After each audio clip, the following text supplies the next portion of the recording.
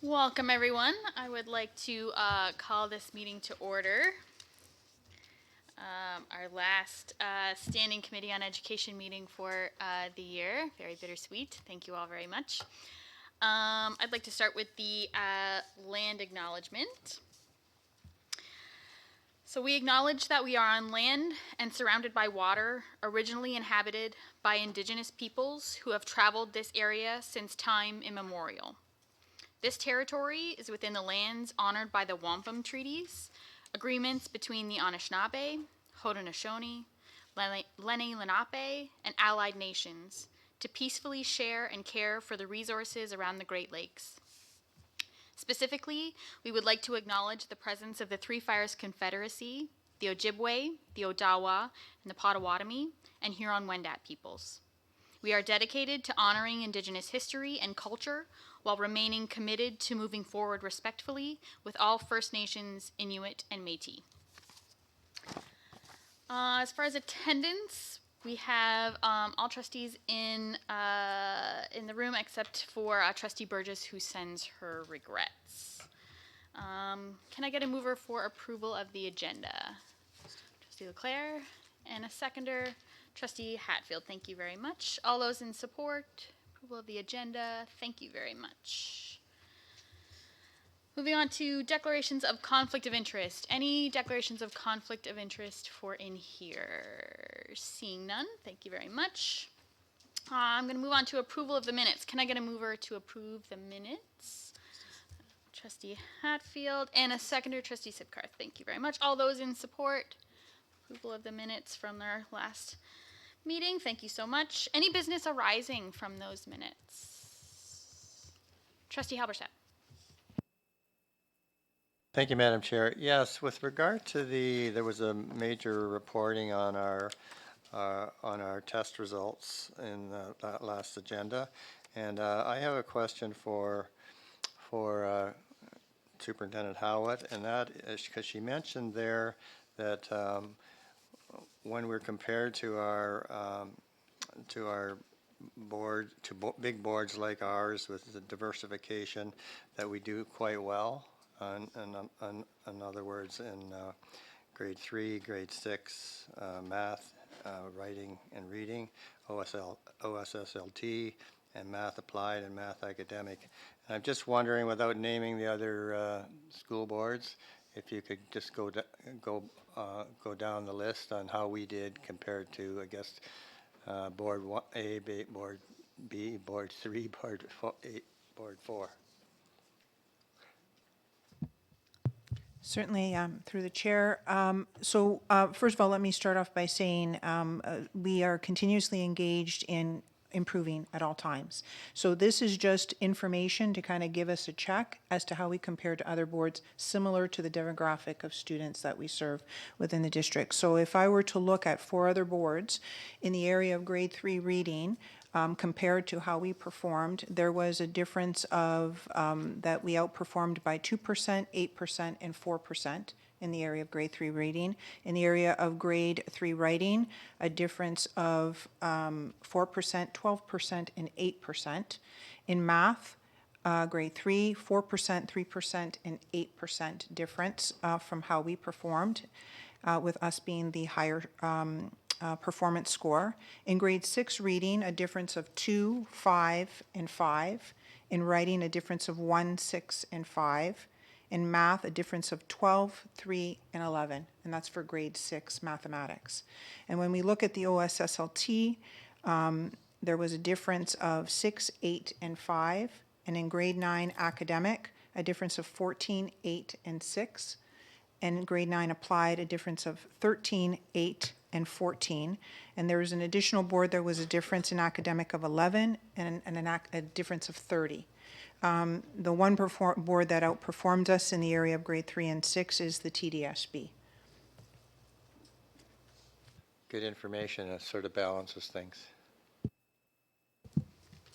Thank you very much. Any other business arising from the minutes?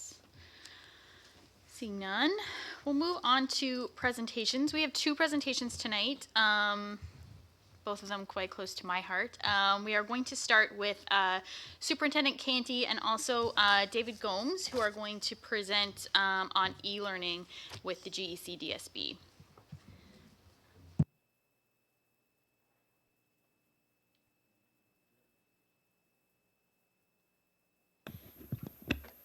Check. Thank you very much. It's my pleasure to introduce David Gomes. He's been leading our e-learning, and I think what you'll see in his presentation is that we've been doing some really great things. David. Thank you. So let me see if I can get this thing going. I'm glad I didn't have to be the one move the mic up. Thank you. Is it backwards?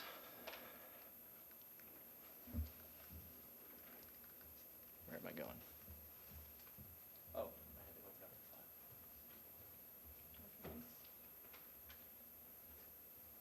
Does that come out of our time? You have 14 minutes left, David. I'm really sorry about that. So thank you for having me here. I am excited to talk about e-learning as it relates to our board. Like Superintendent Canty has said, I've been in this portfolio for about, this is my 4th year working with e-learning.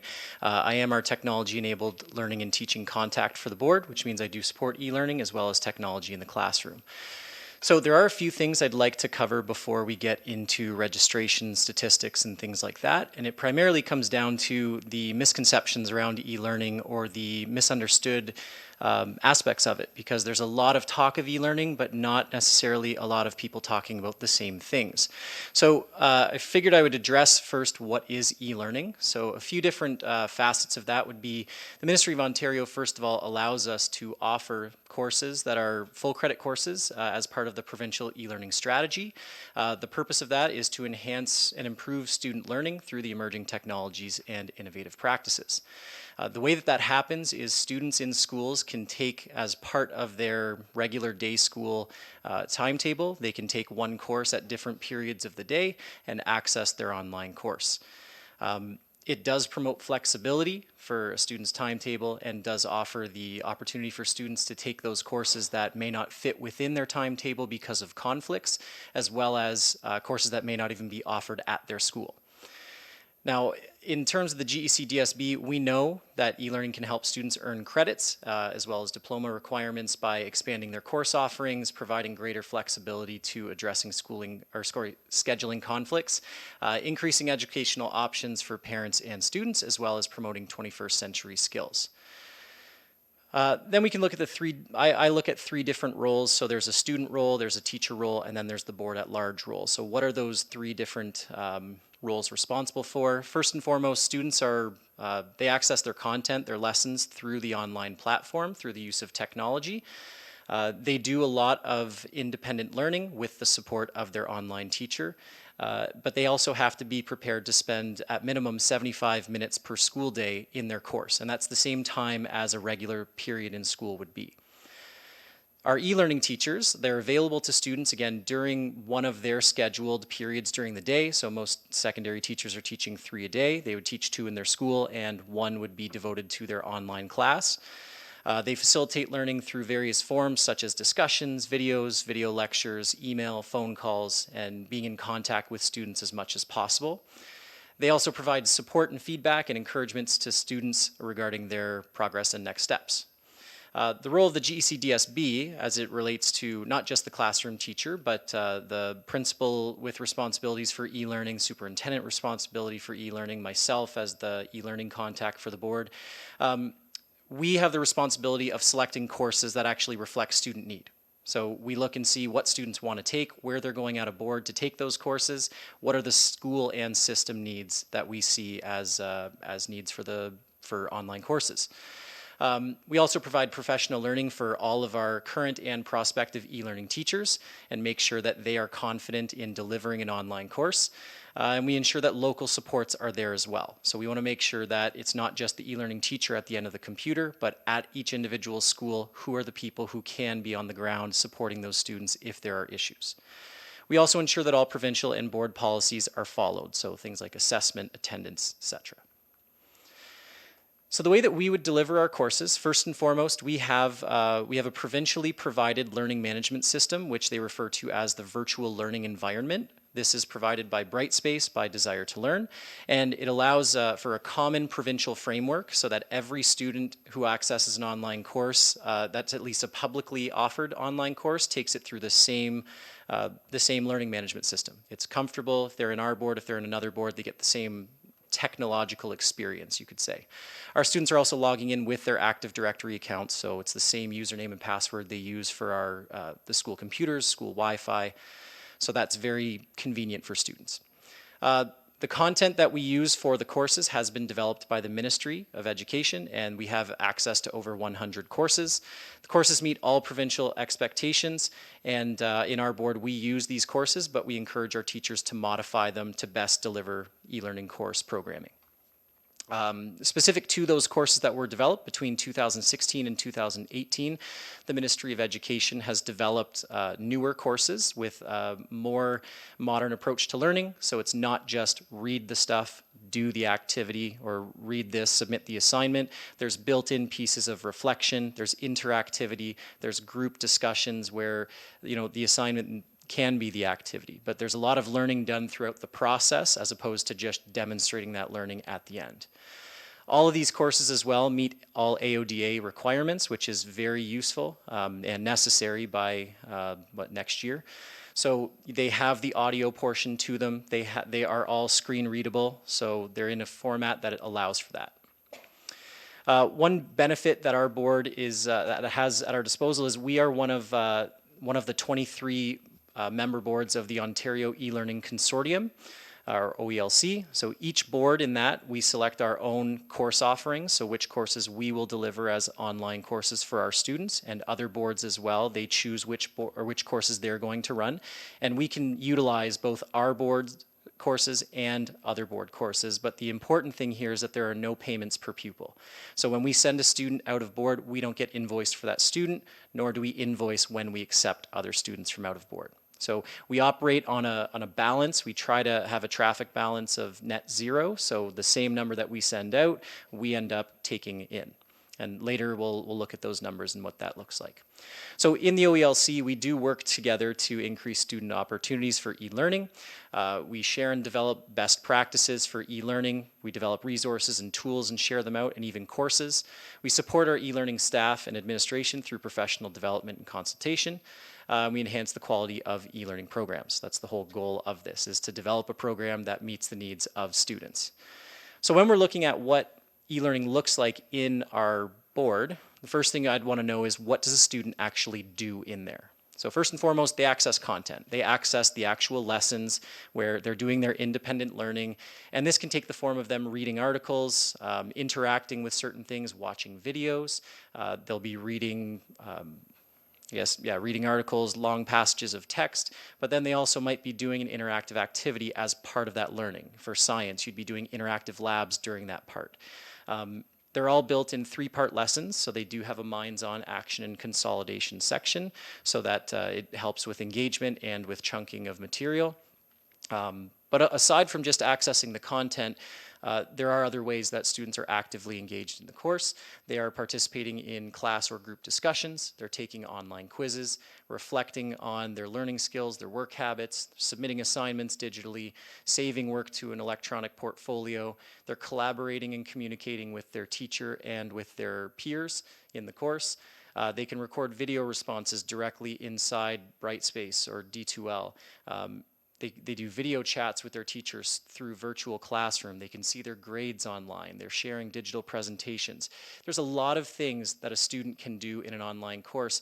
And one thing that we actually encourage our teachers to look at is, what are the things that you know work in your physical classroom, your face-to-face classroom? Because if there's a way that you want to bring that into the online environment, we can do that. We just have to be creative in how we do that. So things like group discussions, we can do that as long as we know that that's something you want to do. So one big question is always about ensuring e-learning quality and integrity of how we deliver the courses. So the big motto for our e-learning program is, it's not about the IT, it's about the I teach. We know that presence matters when it comes to the teacher in the course, and we believe that it's the utmost importance that the teacher is in the course engaging with students. It's not just about the student interacting with the content, it's about the student interacting with the teacher and the peers, and that can then enhance that content and the learning to happen in that course. Students can have access to the best resources possible, but if there's no one to guide them through that and to question them and to challenge their thinking, then they're not going to get that learning experience in the best way that they can.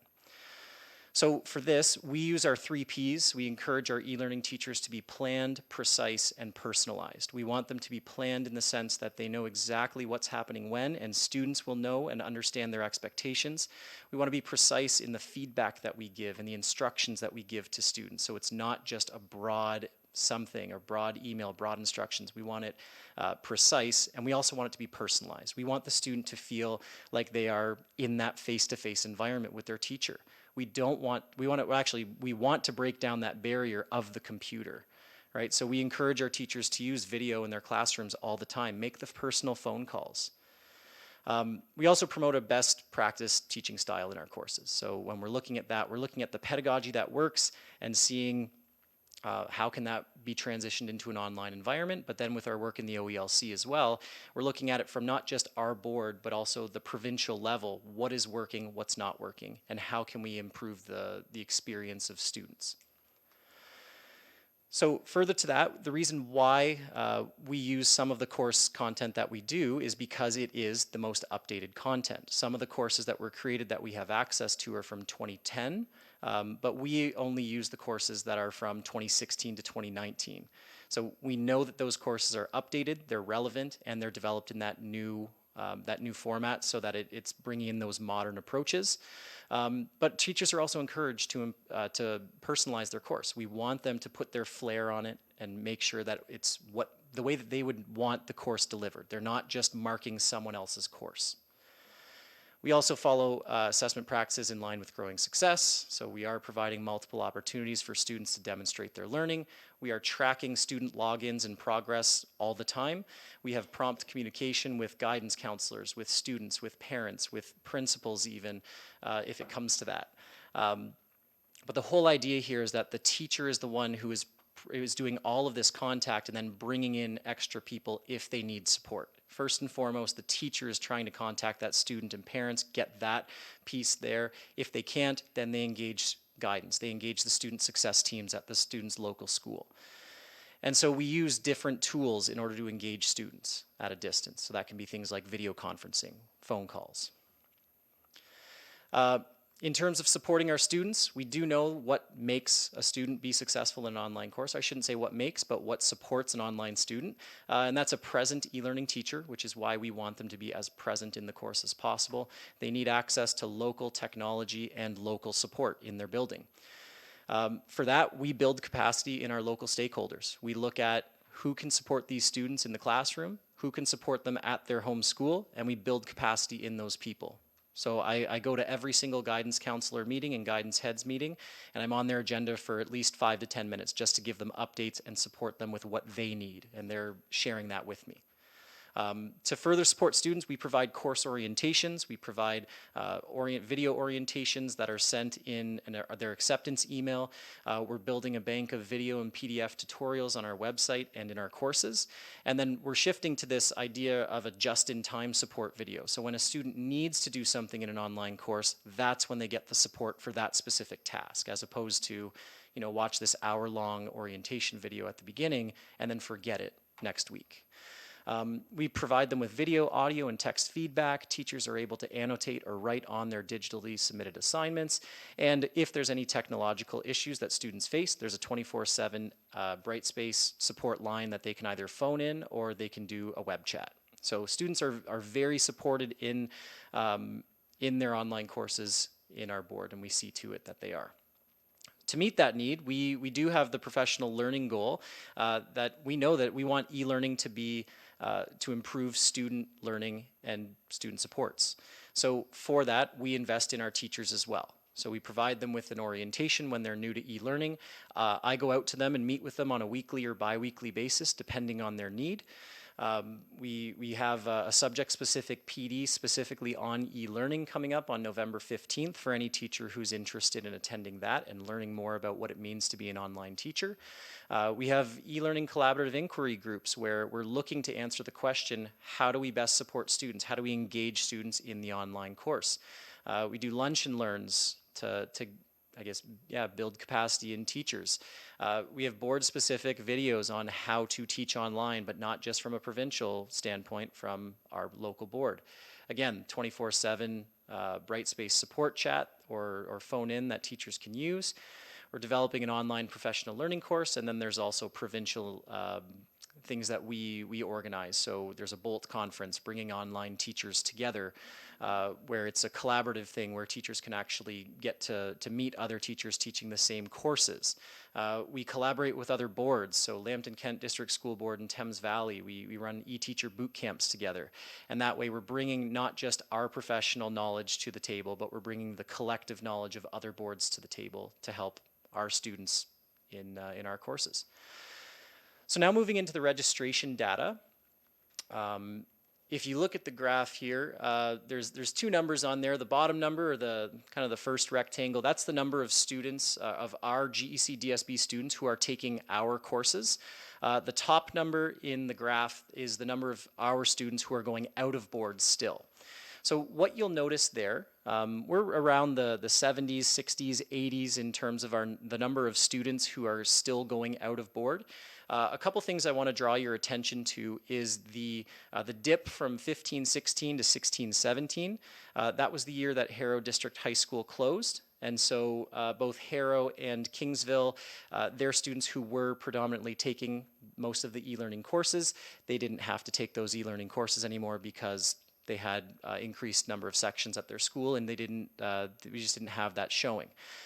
Since then, we've increased the number of students that have been taking them, and then the drastic increase from 18-19 to this year, 19-20, we're seeing a huge jump, almost 4 times the size, from 57 to 198. Taking our courses. So that's our students who registered for our courses.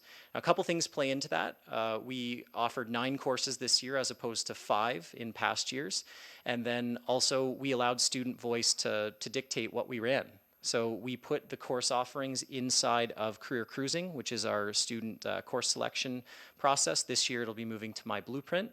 But when they were selecting their courses, they would see something like, CGG 3.0, Challenge and Change, or sorry, not Challenge and Change, that would be Geography, yeah. Sorry, HSB4U, Challenge and Change. And then they would see HSB4U-EL for the e-learning one. And when you'd hover over that, it would have a little statement that said, this is an e-learning course. Please see your guidance counselor for more information, things like that. But we had an overwhelming response from students who selected those courses. And the reason why we chose the courses we did was based on past data of where students were going out of board, which courses were showing to be successful in our board. So we didn't take the course selections lightly, and it showed with the response of the students who registered for our courses. A couple things just to note as well is the success rates for the last 4 years of students that completed the course have been between 88.5% and 91.3%. So of those students who are completing those courses, you do have a high success rate with those. One challenge that we have in our board is that we still have 149 students who are currently waitlisted for this year alone. And that means those are students who didn't necessarily want to be in our course, but they wanted to go out of board for something else, or they did want to be in our course, but our course was full. Or it could have been something like they wanted to be in HSB4U, but we offered it semester 1 and they couldn't take it until semester 2. So certain things like that. But we still do have 149 students who are on our wait list. And so this is all the raw data from that. And there's I've highlighted a couple numbers up there. That's the 149 and then the 63. So 63 is the number of out-of-board students taking our courses. Those are the ones that we pulled in from the rest of the system provincially. But the number 2 above it, 74, that's the number of our students who are going out of board. So those numbers should be the same, but they're not. And I will tell you that these numbers were taken from a couple weeks ago. Our number right now, it looks like 11 difference. We're actually at a traffic balance right now of -22. So that will make more sense when we look at this slide. As per the OELC, remember, we don't charge per pupil, but we should be striving for a zero balance every single year. The OELC Executive Committee realizes that zero every year may not be attainable, so that's why they look at a 5-year trend. Now, if you look at our 5-year trend, you can see we are in very negative because a lot of our students are going out of board, but we didn't have the room to take students back in. For that reason, the OELC Executive Committee came up with this idea of introducing a traffic balance limiter. So what that does is if you hit that limit, your students are no longer accepted out of board to those courses. So those 149 students that we have on our wait list right now it shows that we have a balance of -17. That was as of the count date of October 31st.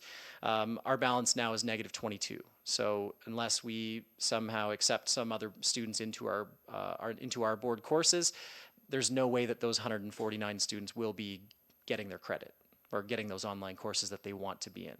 So this is an issue that we've noticed over the years. We've offered more courses to try and meet this traffic balance, and then we have the good problem that students wanted to take our courses, so we didn't have room to take out-of-board students in. So a few observations very quickly. So we are limited to the total number of students that we can enroll into online courses based on the number of sections that we offer, the course type and grade, the class caps for each of our individual courses, and our OELC traffic balance. The increase to 9 sections as opposed to 5 allowed us to meet more of that student demand, but as the numbers show, it still may not be enough. So what we also notice is that success increases for our students who are taking our courses as opposed to the ones where they're going out of board for the online courses. And then just another thing, the more sections we offer, the more students we can keep in our board. And that's what we've just shown from last year to this year. We still had the same number of students going out, but the percentage of students that we kept in board was a lot higher. And then as you saw, it's difficult to maintain the traffic balance based on our current number of sections, and that's compared with other boards of similar size. So some similar sized boards are offering upwards of 30 or 40 credits. Some larger sized boards are in the 100 credits a year. So I wouldn't say that growth for growth's sake is something that is a great idea, but if the student need is showing it and if school board and school needs are showing it, then I would say that we should run some extra sections. I don't think that's my place to say that though, so I apologize. Let's just back that up 20 seconds. So in the past, GECDSB has typically offered the 5 courses per year. They're usually elective credits, grade 11 or 12, Canadian World Studies, Social Sciences, Humanities, Business, and Math. This year, we've, like I said, have increased our offerings from 5 to 9, and our goal is to reflect student voice for those course offerings for what they're going out of board for. So we saw that there's 79 students going out of board right now. I want to capture those for next year and keep them within our board with our teachers teaching them. That would be my best case scenario. Expanding course offerings to include all pathways and subject areas, right? We typically have only been able to target the 11 and 12s and the U-bound, C-bound, but I truly believe that any student can do an online course if they're provided with the proper supports. So how can we expand those offerings to include all those pathways, all of those grade levels, depending on student voice? So we do want to respond to student and school demand. So again, student course selections is our place to do that, allowing our students to select which courses they're going to take online.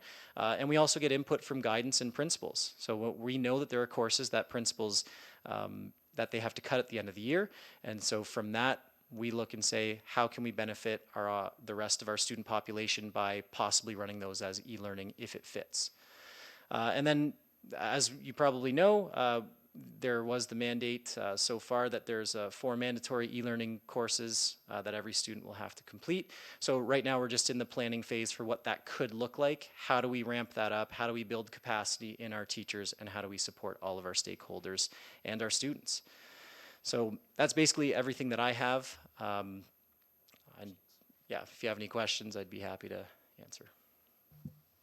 Thank you very much, David and Superintendent Canty. Thank you. Do we have any questions? Trustee Leclerc and then Trustee Super. Thank you, Madam Chair. What is the biggest impediment to building the capacity that we need to meet all of our students' needs for this? I mean, I think the easiest answer is probably money, because it costs to train teachers, right? In terms of, I would say that I don't necessarily think that teachers are against e-learning altogether. There is a pocket of teachers who would be interested in doing it. We've seen that based on the expression of interest that come in. We've never run out of, or we've never been able to not fill a section with a teacher. So I think there are teachers who are hungry for that professional learning. It's just a matter of being able to provide them with those opportunities, which I'm very thankful for this year being approved to provide that subject-specific PD on e-learning for any teachers who are interested. Part of it is also getting the word out. So a lot of teachers might be afraid of what an online course actually is, and so they just stay back from it. So just getting the word out from teachers on the ground who are doing that is actually helping with that. So you'll see at certain schools, teachers who have been successful in teaching their online courses, they're actually growing in the number of teachers at those schools as well, because they're promoting it. Trustee Sipka. Through you, Madam Chair, thank you for the presentation. So my question was along the lines of like the traffic balance, but more so, how many students are per section? Is it the same like 22-to-1 ratio with the province that the province mandates?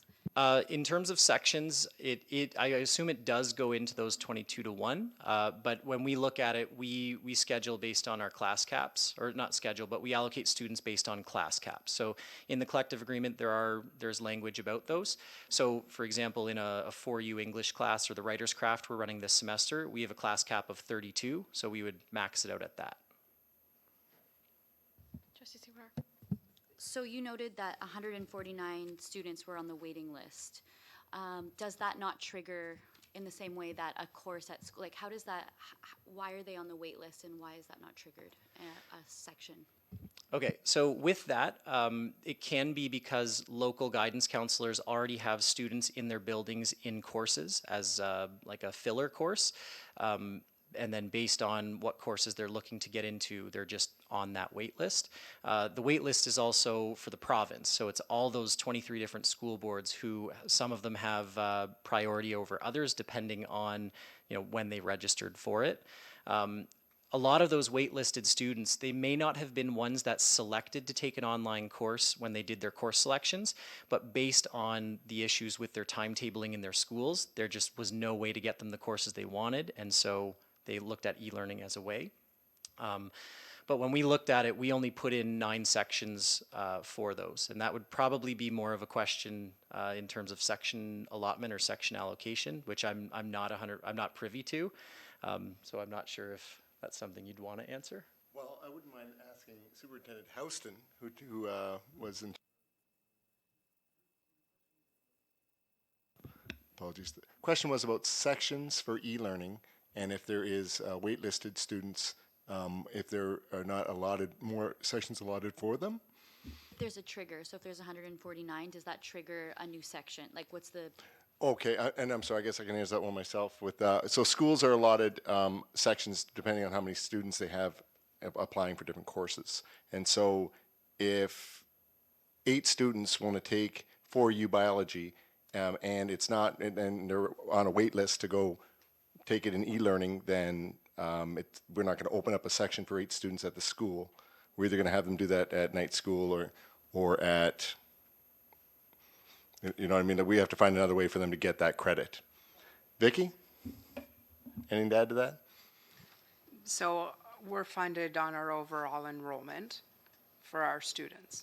From that, you generate the number of sections that each school would get based on their enrollment. We take 9 of those currently off the top to fund our e-learning sections. The rest are dispersed out to the schools. Students are picking their 8 courses. Teachers teach 6 courses.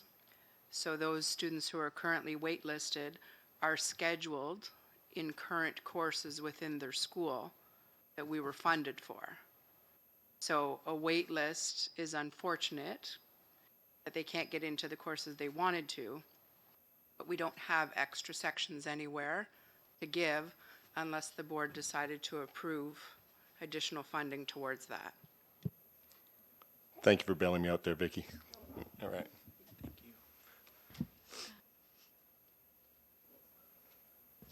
Thank you, Madam Chair. Sorry. Two more before you. Trustee Leclerc, you have a second one. Then we'll do Trustee Chin and then Trustee Halberstadt, and then back to you, Trustee Leclerc. Thank you, Madam Chair. And first of all, I want to thank you for the wonderful information. It's really useful because I know that a lot of parents, they are, and the teachers, they kind of, previously they got biased information, and they are kind of afraid of the online courses. And this information is really good for them to realize how online course is and how effective and efficient they are. So I really think it's a good presentation and it's very useful. And as for, because it's kind of still different with the traditional learning method, so a lot of people, they still feel, you know, have stress on that. And I know that at the end that there will be one credit, one course to be mandatory, right? To be required online. Right? That means everybody has to have it. Yeah, so I think bargaining is still going on, so we don't know what the outcome of that's going to be yet, but there's still bargaining going on. Correct? Oh, okay. Okay, so that's, maybe you answered my question, because my question is that for those students who really are kind of, they don't have the capability to learn online, and do we have any makeup method for them to you know, to catch the course? You understand what I mean? That, Please. yeah. The ministry has not really set direction. I know they've talked about e-learning courses, but we haven't really got a certain plan from the ministry with respect to how those courses roll out. I suspect there will be some kind of alternative in that for students who may be not able to meet the needs of demanded by an e-learning course. Oh, okay. So we'll find out about that. We don't have all the details. Okay, okay, thank you. Thank you, Trustee Halberstadt. Thank you, Madam Chair. How many e-learning teachers do we have? You have that number in front of you, and then what compensation would they get? Say, would it be additional compensation from their regular teaching jobs? Yep, absolutely, I can answer that. So we're offering 9 courses, which means we have 9 e-learning teachers. There's no additional compensation, as they're actually, that's just one part of their timetable. So normally teachers are slotted in teaching 6 courses each school year, 3 each semester. These 9 teachers, they would only be teaching 2 of their courses face-to-face during that semester, and then one of those periods is slotted to be their e-learning course. So it falls under just their regular teaching, and so there's no additional compensation. They're paid as their regular compensation. And the provincial funding for e-learning teachers, say that if there's one here in our own board and then another e-learning teacher from another board doing our students, how does that funding work? We are funded for teachers in our board. It's a shared agreement between all these boards, the 23 school boards in the consortium. I used to chair it, so I'm pretty familiar with this. And so people, it's a goodwill opportunity for boards to work together in e-learning, but the funding remain, teacher sections would be just the same as for our board as they're regularly funding. It's not different. Trustee Leclerc. Yeah, so out of curiosity, just wondering if we've done any follow-up with the students to determine their satisfaction with e-learning compared to regular class learning, to determine whether it's successful? that isn't something that we've done, but we are looking to do that for this school year. So based on the higher number of students that we had, we were looking to put out a survey at the end of each semester from the teachers so that they would know about the satisfaction. Yeah, anecdotally, my daughter, she's in grade 11 at Massey. She took an e-learning course, and it was rigorous. Like, it was tough for her, but she enjoyed it, and she's glad she's moving on from it now. So. Trustee Sipkar? So I had two questions on the similar vein related to student achievement in this way. What does, when you were talking about the success rates, does that mean just completion, or is that like the averages of those students who completed the courses, or is that just who completed the courses? That's out of who completed the courses, who successfully obtained their credit. So if it's 91% and there were 100 students that took the course and finished the course, then 91 of them would have achieved their credit and 9 would not. Okay, so my second question was going to be, how do you mark attendance? Because you mentioned that the board's responsibilities was attendance. How do you do that?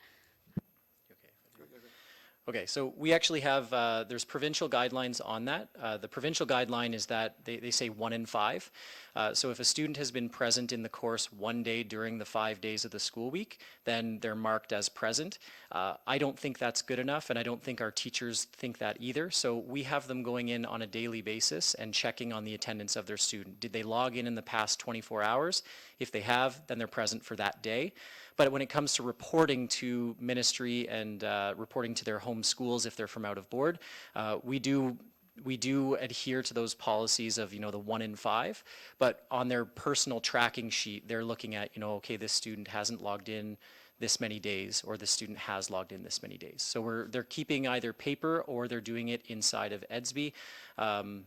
So it's up to each individual teacher how they want to track the logins and attendance, but they are tracking it on a daily basis. I do have one more supplemental to that one. If that's okay. So is there any, the point I was trying to wonder, that crossed my mind was, is there any correlation with like poor attendance and people who are unsuccessful? And I know it's a really small percentage, but I wondered, or even marks overall, and I don't know if there's been any data or analysis done on grades, what the student obtained, and their attendance and kind of participation, and is that something that you kind of strategize about how that can be improved? I would say specifically for the OELC as a whole, those are conversations that we're having all the time. How do we increase student engagement? How do we increase student retention? And how do we decrease the number of students who are bailing from the courses? So it is something that as a whole Ontario eLearning Consortium, we have working groups that do address those types of issues. And then a lot of the policies that are put in place for the OELC are as a result of that. But we do see a correlation between the lack of attendance in an online course and their success rates, absolutely. Do we have any other questions from trustees? Trustee Olmsted? Thank you, Madam Chair. I just had a question. I kind of know the answer, but I would like to reconcile it. But if a child is having a poor attendance, not fulfilling their obligation in terms of workload, how does an online teacher communicate that to the principal, to the student, to the parents? Because in a classroom, if a child was truant or late, I know that would be directly communicated to the parent, but you're dealing with an issue. You have a computer screen between yourself and the student. So how exactly is that communicated to the parent to ensure that the child is learning? Yeah, so a bunch of different ways. So we as an OELC use this a website called Prism, and that's our student database for all the different courses that we have. It has all the different parent information, student information, so that we can download that class list of information. The teacher has access to student home phone, parent emails, things like that. We encourage our teachers to first and foremost make phone calls directly to the student. If they're under 18, directly to the parents. We also, built into Prism, we have a progress update which sends emails automatically when the teacher decides that they want to send those progress updates, and that sends the email to student, parent, guidance counselor, the home board district e-learning contact, the host board e-learning contact, and in certain cases, the student success teacher, learning support teacher, as well as administration. So that's just in the automated email process when a teacher updates the progress of a student, but we are encouraging phone calls, and then we do have a very supportive principal with responsibilities for e-learning who, if it comes to an administration issue, he will contact administration on behalf of the teacher. But the other thing that teachers are encouraged to do is if they can't get in touch with the student or the home, they're contacting the guidance counselor of that student, and we have that contact information through PRISM. So we know who the guidance counselor is, and when we have them in our board, our guidance counselors are just a quick 5-digit extension away. So our teachers are contacting them very promptly, and they're in regular communication. Any further questions from trustees? Student trustee Jane. This is a follow up to Trustee Sipkar's question. You talked about student success rates and their relationship to attendance. When you're talking about the definition of attendance, is it based off of the ministry's 1 out of 5 day presence definition? I would say both. Because when we would say looking at the attendance, we would actually look not just at a student's attendance in the 1/5, because you could have a student who's technically present in the course every single week, but they've only logged in 1 day a week. So that's why our teachers are using that paper model or recording daily attendance. So when we would look at success rates, I wouldn't rely on the ministry's attendance. I think that would show some inaccuracies. But when we look at our daily attendance and our daily logins, when we see those students logged in 8 times a semester and we wonder why they weren't successful, it's clear. But when you look at, they were present the entire time based on the ministry's guidelines, it doesn't really make much sense. So I would say it's based on our daily attendance we're taking. Thank you very much. I do have a question myself, and first I want to thank you guys very much for this. It's a program near and dear to my heart. I work in this in higher education, and I think what we're doing here in the district, building efficacy for students through PD with our faculty and through all the supports, including these early interventions that we've been talking about. I think the efficacy that we're building in our students and the way that we're listening to student voice to kind of drive it is excellent, and it's a great precursor for anything that they may be doing either in post-secondary or in continuing career education, which are largely online courses. And so the ability to build this efficacy and provide them with these opportunities is excellent, and I think we're doing an excellent job. So very well done, thank you. There was a piece in here about building capacity in local stakeholders. And so I'm wondering if we know of any opportunities for growth with local partners that can address an increase for student success. And if there are any factors, infrastructure, or when we're preparing for the potential for an increased capacity for e-learning that we need to have in our schools, if there are any local supports that we know of or any leverages that we can use for growth and student success. Well, something Dave and I were just talking about today, and we mentioned it to Trustee Hillman. Jeff. I'm sorry.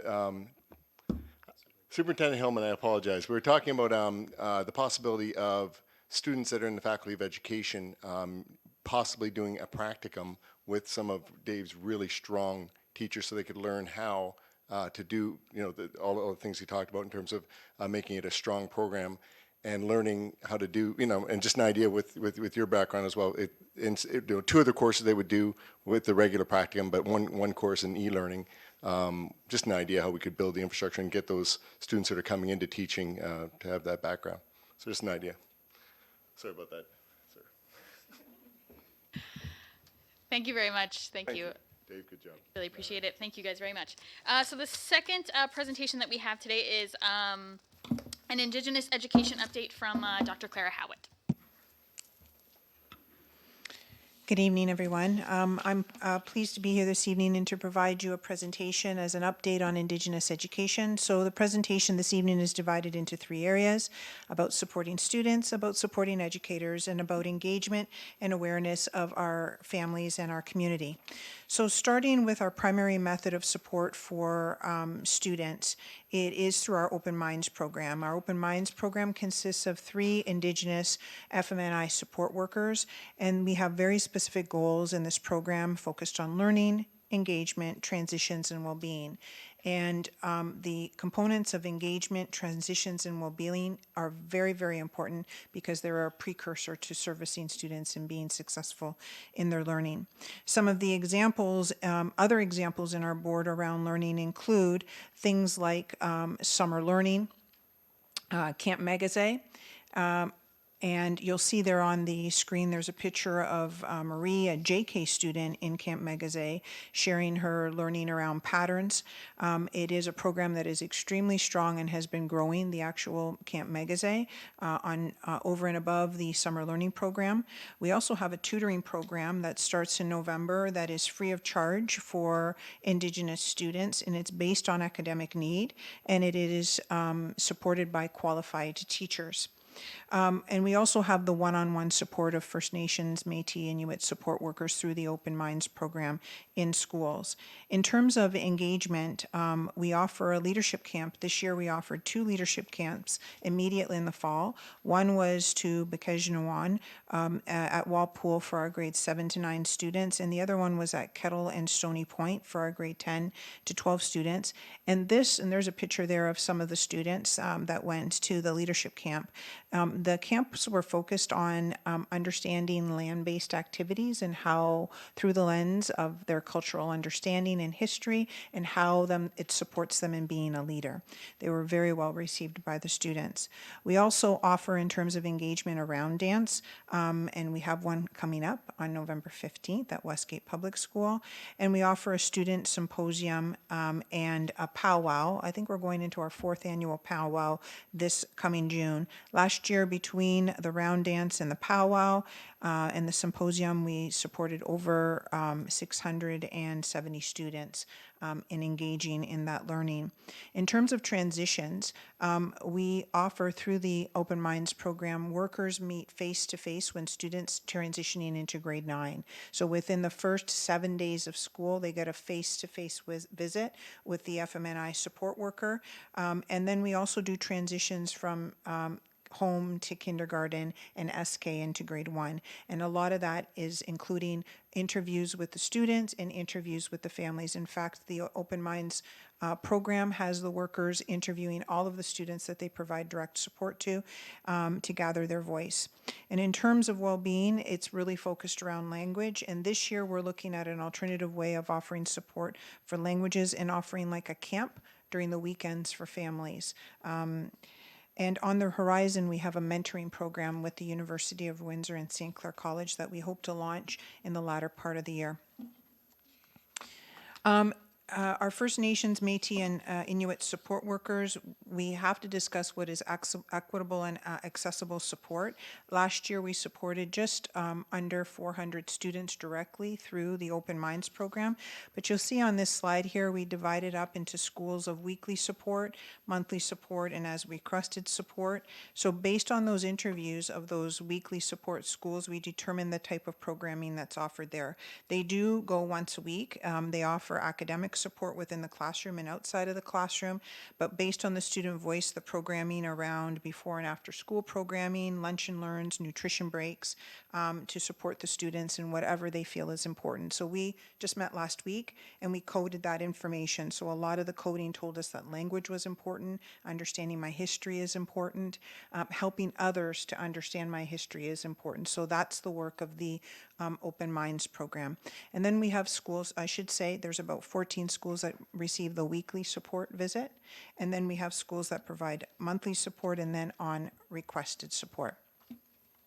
How do we support our educators? I would say there's a great thirst in terms of our educators. There's a hunger among them to learn about how to support Indigenous education in the system. And one of the things that we do is the Anata Magique. And if you translate that into the English language, it means helper. So it's, we went out to the system and asked people who wants to be a helper in doing this learning, and they came out of the woodwork. Everybody was excited to join that process. And the focus of that learning is about being culturally responsive and bringing knowledge keepers into the classroom, who, when, why. We also offer professional development. We're going into our third year of a dedicated professional development half day focused on Indigenous education, and we're hoping to, in that process, to build staff awareness, address stereotypes and racism, and cultural appropriation. We also offer a conference. We offered it for the first time last year, and we're offering it again in the spring of 2020. But it's an educator conference. It was offered on a Saturday. The first time we did it, we had over 60 educators give their Saturday to engage in learning. And then we also offer small group support in schools and in classrooms to help teachers in doing this work. Additionally, in how we support our educators, we provide them with resources. We made a significant investment in an Indigenous education People's Atlas of Canada. It's offered by National Geographic. It includes 4 books, and it supports geography and history learning from the lens of First Nations, Métis, and Inuit. And then we also invested in We Are the Land and Community Ties resources by Scholastic, which is a balanced literacy program to support social studies in the grade 1 to grade 6. In addition, one of our outstanding commitments, I believe, in the district has been the introduction of the Native Studies course as a mandatory course in grade 11. So when you go back to about 4 years ago when we signed the Indigenous Education Protocol and we went through that whole process of consultation with the community, there were 7 principles. One of the principles was to commit institutionally to making FMNI education a priority at every level. And also principle 3 was to implement responsive and inclusive academic programming and support in the programs. So this district has said that all students that come to the Greater Essex County District School Board, at least 1 course, and it'll be the grade 11 course. So you'll see we're in our second year of implementation, and then in 2021-22 we will have completed full implementation in the system. The success rate for those courses in the MBEC course is over 91%, and the success rate in the NBEU course is over 98%. In this picture here on the screen, you'll see a student's response in the English course, and then you see that image there of sticky notes. That's from a PD session with teachers and where they identified their fears in addressing and teaching this course. And just so trustees are aware, teachers engage in learning a year prior to having to teach the course. So we do everything that we can to help our educators feel comfortable with it. And a professor from the university, Sandra Isaac Muse, will be working with English teachers at the upcoming subject-specific day to talk about the fears that they might have and how they overcome them. Moving on to engagement and awareness. How we engage our community and our families. We have a newsletter, and what we learned in the process over the last several years is when we sent the newsletter home in backpacks, they didn't always get home, and we feel that this information is so important for our families to know that we do mail drops multiple times in the year directly to families of students that have self-identified. We offer the Honoring Student Powwow, which welcomes in the community, and we have also students from in the district who are non-Indigenous attending to engage in learning. Last year it was held at St. Clair College. As mentioned, we have the November Round Dance. Last year we had over 200 people coming from the community. It was really a telltale statement when adolescents came on a Friday night to engage in the round dance, about how important it is to them to be part of their culture and engage in learning and celebration.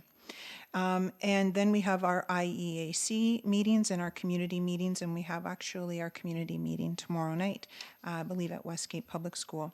So you'll see there some of the images, and today Trustee Burgess contacted me to indicate that she wasn't able to come, and she reminded me of a Caldwell Community Peace Garden that has just been instilled at LDSS based on the work of the great leadership of teacher Lisa Jeffries and the ECO team and the generous financial contributions of Caldwell Nation and the Friends of Point Pelee in making a accessible garden that supports local migrating and natural rock and native trees for the community, which is quite lovely. So we look for every opportunity to engage. Another way, and this is part of the presentation at the community meeting tomorrow night, is around Jordan's Principle. Jordan's Principle is named in honor of Jordan River Anderson, and this was passed unanimously in the House of Commons in 2007 as it aims to ensure FMNI children have access to services they need without delay caused by jurisdictional issues. So we have a First Nations, Métis and Inuit, or I should say a social worker who is of First Nations and First Nations background, and she works with our families to help facilitate applications for professional services. And so tomorrow night's presentation, it's one of the breakouts is for families to learn more about how we can help facilitate that. And you'll see from 2017 to 2018 that we've been very successful as a district in helping families to acquire either services or technological supports for children. And this is quite exciting. Last year, it was, I believe, quite an accomplishment that we finally made the determination of our land acknowledgement for the district school board. And so in honor of Treaty Recognition Week, which is this week, it's one thing to have the acknowledgement and to say it, but part of the purpose is for students to understand. And then what we hope is for them to, in their learning, to make a commitment in supporting reconciliation as a Canadian. So in honor of Treaty Recognition Week, we had Cecil Isaacs, an elder from Wapu Island, go to Westgate Public School yesterday. And he did a teachings from grade 5 to 8 with the students about the land acknowledgement for the district. And then we have an artist by the name of Moses Lundham, who is also from Kettle Stony Point First Nation, and he created that depiction of our land acknowledgement. So the Cecil Isaacs did the teaching. Students then reflected and engaged in skits and writing about what they understood, and then students got to engage in painting. So they've been painting for almost 2 days. The installation will be over 12 feet in length. I think it's 3 by 6 every panel. There's 4 panels. And if you look at the depiction, just so to understand it, you see the 3 fires. You see them, you see the longhouse. The 3 fires represents the Anishinaabe. The longhouse represents the Haudenosaunee. The image on the canoe, you'll see it. There's a turkey feather, a wolf paw, and a turtle. That represents the clans, the 3 clans of the Lenni Lenape. At the bottom, you'll see 2 wampum belts. The first one is the second one is of the 4 Nations Alliance, which is the treaty for our area, and that's representative of the 3 fires. Ojibwe, Odawa, and Potawatomi, and then the Huron-Wendat.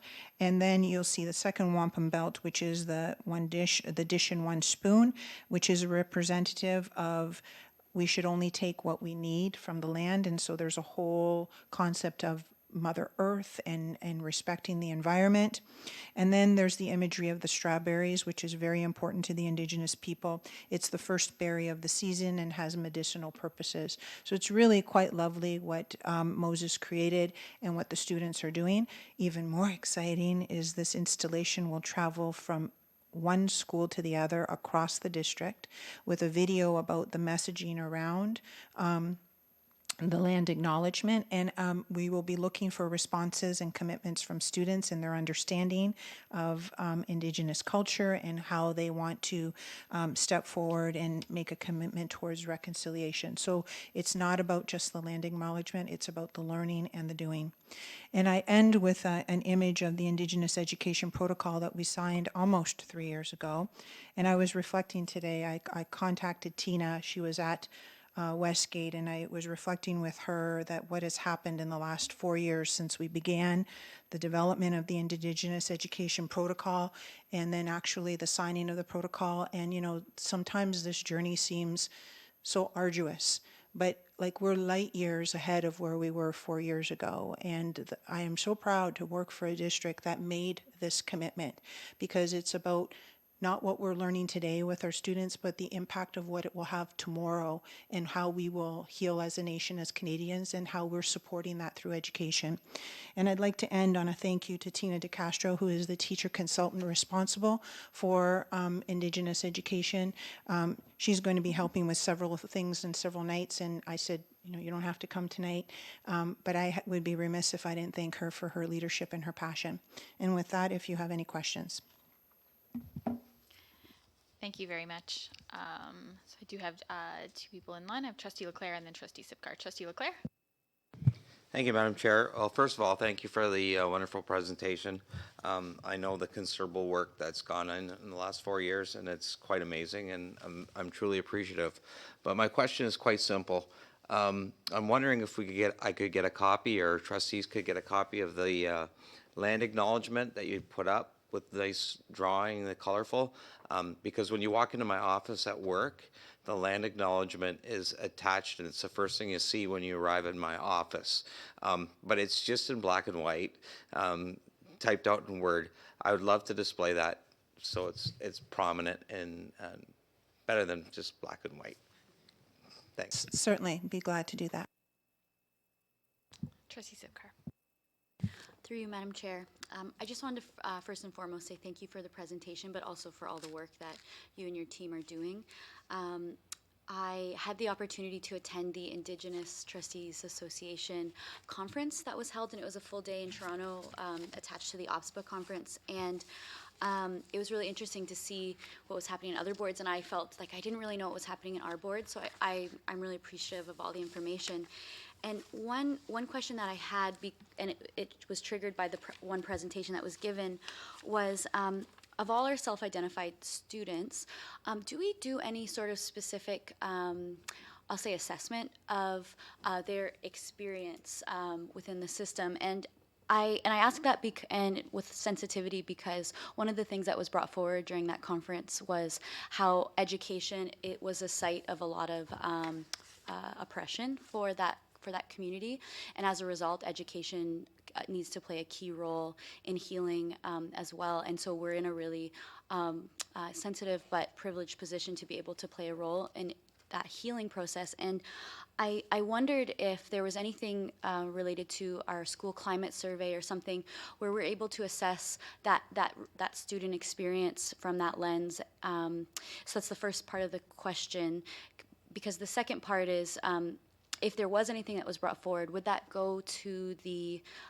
Indigenous Education Advisory Committee? And how does that kind of process work with, you know, issues that those specific students bring forward, and then how do we address that as a board? Thank you. Through the chair, that is an excellent question. So monitoring is a continuous process in this work, and there's multiple ways of acquiring data. I mentioned in the presentation that we interview every one of the students that we provide direct support to at the beginning of the year and at the end of the year. And then we have marker students within that process to guide us in multiple areas to see if they're making gains: the affect, the emotional, the academic, the engagement piece. And it drives us in what we do and how we are responsive. So I give you an example. When we launched the MBE course for the first time, we'd done considerable work with our teachers, and we thought about sensitivity, the cultural context, but there was a reaction at moments because of how we launched it. And so that gave us information on how we recalibrated. So that process of monitoring is ongoing every day. We also interview every parent. There's phone interviews that happens with every parent. And we've built trusting relationships with parents.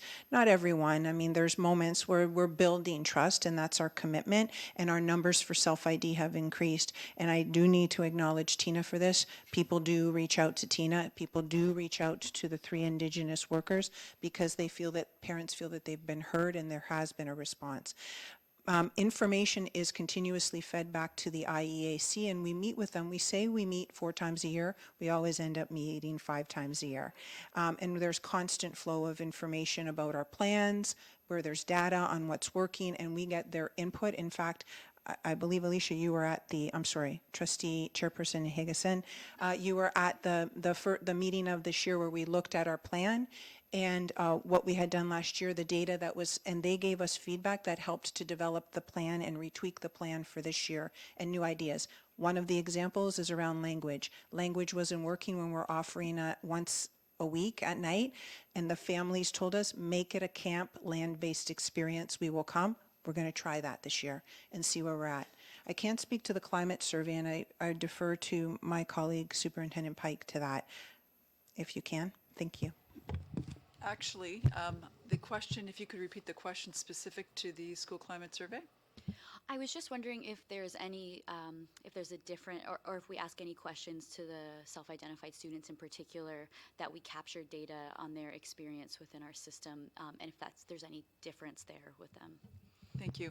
School climate survey data is not specifically just for one population student or not. It's for all students from grade 4 to grade 12. We do ask, however, questions about things in the curriculum. Do they see themselves in the curriculum? What does that look like? And it's split up, and there's several questions for that particular piece, and one of them is about FM&I. Trustee Halberstadt? Thank you, Madam Chair. Yeah, I remember when I came back on the board 4 years ago, we were kind of under the gun for not doing enough with Indigenous education. Just a couple things. There, you mentioned there's 3 Indigenous support workers. Are they full-time? Are they all full-time? Yes, they are. And that has been an increase from 5 years ago. We went from 1 to 3. Okay, and what about the funding envelope? Can you tell me off the top how much we allot to Indigenous education? I'm having a senior moment right now. I can provide that to the Board of Trustees. I can't tell you right off the top of my head. I'm sorry, it's just not coming. It's different amounts. There's a board amount and so on, so I can report that to you. Trustee Chin. Thank you, Madam Chair. I don't have specific question, but I want to make some comment on this. I think this is very meaningful because actually it can teach the students to appreciate and to appreciate the people, who gave us help, and don't forget their help and give return to them.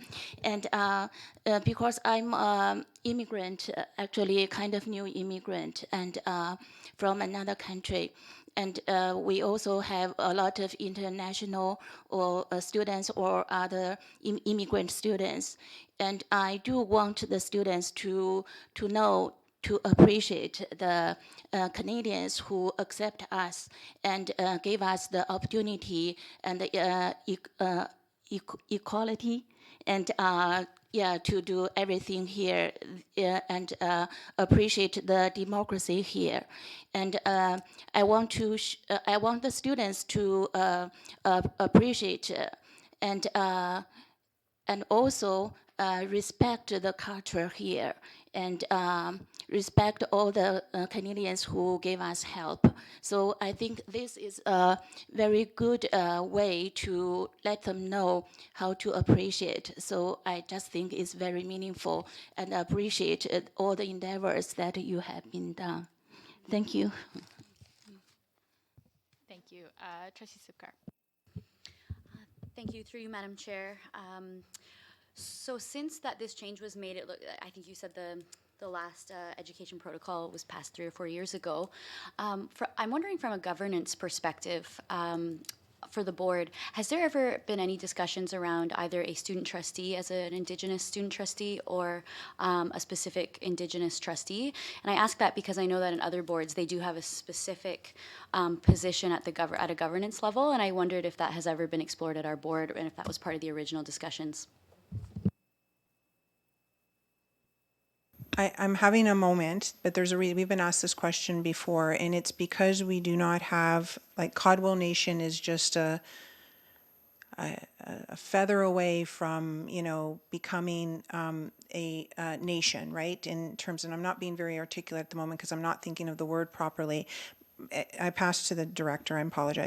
Yeah, we don't have articulation agreements with bands, which something like Thames Valley, for example, does, and Lambton Kent. So there's certain boards that do have that, which would sort of demand that there be an Indigenous trustee. So we're not in that position. That being said, we did ask for people to be on SEAC because that was a request that the IEAC people had, and we thought that we should honor that. And so we have, I believe, representatives on SEAC from the Indigenous community because that was important to them. That's right. Supplementary, it's tuition agreements. That's what we don't have. I'm sorry. Took a moment. Retrieved it. So supplemental to that then, are those tuition agreements the basis for having any trustee on the board? And are we the only board in that position that doesn't have any sort of agreements? Through you, Madam Chair, no, there's many boards in Ontario which don't. There are many that do. So it's kind of split on that way, and that is a trigger for an Indigenous trustee is the tuition agreement, is how I understand it. Any other questions? Oh, Trustee Olmsted. Thank you, Madam Chair. I was just wondering if you could clarify the visual representation of the land acknowledgement. It's going to be traveling to the different schools, all of the different schools, and will we be notified of this so we can go visit and see this? I can't wait. I'm so excited about this. So yes, once the installation is complete, we will create a schedule where it will be in each and every one of our schools, elementary, secondary, video component, and an opportunity for students to respond and learn from it. I'm not sure where we will place it, if it'll go to Westgate or centrally or where it's going to eventually land, but it will visit every one of our schools. Thank you very much. Just on a personal level, I'm not going to say too much because I'll get too emotional about it. This is some of the most deeply impactful work that I've done. I'm wearing a pin that I was given by Chief Muskokumum, and one of the things that he talked about at one of our IEAC meetings travels with me throughout this work and throughout other work I did, which is some of the most important work that we do around this is in the failures that we make. And it's in the stumbles that we make and the opportunities that we gain from engaging meaningfully in this work. And a lot of that is a stumble, and a lot of that is an emotional piece that you're taking with you. And that is the work. And so I think what we're doing here is incredible, and I'm proud to be involved in this work. So I just want to thank everybody that's involved. Thank you. Woo! Okay, so moving through the rest of the agenda, we have no delegations this evening, no one on the speakers list, no new business, and no reports to be received. So we are at trustee question period. Do we have any questions from trustees? I have one. It's around the cell phone ban that just came down from the government. I'm wondering if Superintendent Mills, if you'd like to just an update on our policy on it and the PPM from the government on it. Yeah, thank you for the question. We did receive some notification that there would be some wording that needed to be introduced into our codes of conduct. We were in a good place with our policy and our code of conduct. We've always supported technology that supports teaching and learning. And so that was really no change for us when it came to updating that policy, procedure, and regulation. So we've just recently done that. That's been communicated with all of our schools, and we really haven't seen a change in what we do. Thank you very much. Appreciate that. Any other questions from trustees? Seeing none, do we have any notices of motion? We're in here. Seeing none, do we have any announcements from trustees? Trustee Leclerc. Thank you, Madam Chair. So as most around the table know, that we have a very strong relationship with the Windsor Symphony Orchestra, a number of programs that go into our schools. So I'm happy to let everybody know that I am now a member of that board. Basically taking the former trustee Buckler's place. So if there's anything that we need to get brought to their attention, I can do that. And obviously, conversely, I can bring information back to this board as well. But we have a good relationship and hope to keep that moving forward. Thank you. Congratulations. And thank you. Any other announcements from trustees? I'm going on a tear here. I have a couple.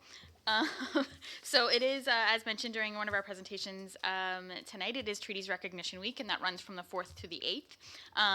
And so this is in support of calls to action from Truth and Reconciliation, and its goal is to promote public education and awareness of the history and ongoing importance of treaties and treaty relationships. And actually, I was looking today, and I found these very, very interesting. These are on the Government of Ontario's website, where you can find these maps of First Nations and treaties all throughout Ontario, and kind of where those nations are, and the treaties that cover those particular areas. I found them incredibly interesting. This one is much bigger online, so you actually get to see some really interesting information on that. So I just wanted to draw attention to that. And also along those same lines, tomorrow is our Indigenous Education Advisory Committee is having a public meeting, which is at Westgate. And it starts at 5 o'clock with dinner, which was incredibly delicious last year. And we'd love to have everybody out to that. What else did I have? And the Frozen Over Moon Round Dance, which I talked about last time, which is November 15th, also at Westgate Public School. What's the second one? Tomorrow is Take Our Kids to Work Day. Anecdotally, my daughter is going with me. She's in grade 9 at Tecumseh Vista, and she's going to come with me to the University of Windsor. And so I appreciate everything that went out from the district about encouraging our grade 9 students to get involved in our Take Our Kids to Work Day. And I'm hoping to kind of hear more about from our students about what it was like to go with their parents to work. Hopefully Bella has a great day tomorrow, and I'm really excited to kind of take her and just to see what she can be exposed to. I'm sure University of Windsor is quite pleased to have her on campus as well. And lastly, I wanted to, as this is my my last meeting as chair of this committee, I want to thank my colleagues, and I'd like to thank Anna for all of your hard work in wrangling us, and also to my vice chair, Trustee Olmsted, and to everybody that helps me out. I really appreciate it. I've had a great year, and thank you very much. So we will convene into operations and finance.